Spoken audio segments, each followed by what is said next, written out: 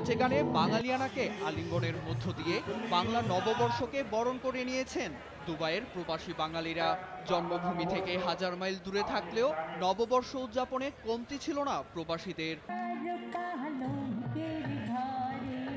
পহেলা বৈশাখ উপলক্ষে এদিন দুবাইয়ের কনসুলেট প্রাঙ্গণে আয়োজন করা হয় বাঙালিয়ানা উৎসবের। কর্মব্যস্ততা কাটিয়ে সব বয়সীদের পদচারণায় কনসুলেট প্রাঙ্গণ পরিণত হয়েছিল এক টুকরো বাংলাদেশে। গান, নাচ, কবিতা আবৃত্তি, বাউল গান ও লোকনৃত্য এবং ঐতিহ্যবাহী পুঁথি পাঠে ক্ষণিকের জন্য হলেও দেশীয় আমেজ খুঁজে পেয়েছেন প্রবাসীরা। পরিবেশনা সত্যি মুগ্ধকর। আমরা সবাই খুব মনোমুগ্ধের মতো প্রোগ্রামটা এনজয় করেছি। দেশের থেকে 4,500 মাইল দূরে, কিন্তু আমাদের অনেক ভালো লাগতেছে। বাংলাদেশ কনসুলেট এত সুন্দর একটা আয়োজন করছে। হইতেছে যে আমরা বাংলাদেশে এক টুকরা বাংলাদেশের মধ্যে আছি। আমাদের অনেক আনন্দ লাগতেছে, অনেক আনন্দ লাগতেছে। আমাদের ডিউটিতে নিয়ে আসছে, আমরা কিছু মনে করি নাই।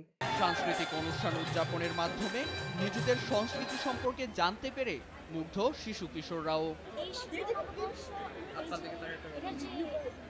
এটা থেকে আমরা একত্র হওয়ার যে বেনিফিট, এগুলো আমরা আর কি জানতে পারছি।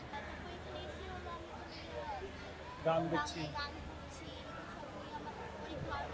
প্রবাসে বসবাসরত নতুন প্রজন্মকে দেশীয় সংস্কৃতির সঙ্গে পরিচয় করিয়ে দেওয়ার গুরুত্ব তুলে ধরেন কনসাল জেনারেল মুহাম্মদ রাশেদুজ্জামান। দেশ থেকে হাজার মাইল দূরে থেকেও দেশের সংস্কৃতিটাকে এই প্রবাসীদের কাছে তুলে ধরা, বিশেষত আমাদের যে নতুন প্রজন্ম, সেই নতুন প্রজন্মকে এই সংস্কৃতির সাথে পরিচয় করে দেওয়া আমাদের অন্যতম একটা লক্ষ্য ছিল আজকের যে অনুষ্ঠানটা আপনারা উপভোগ করলেন।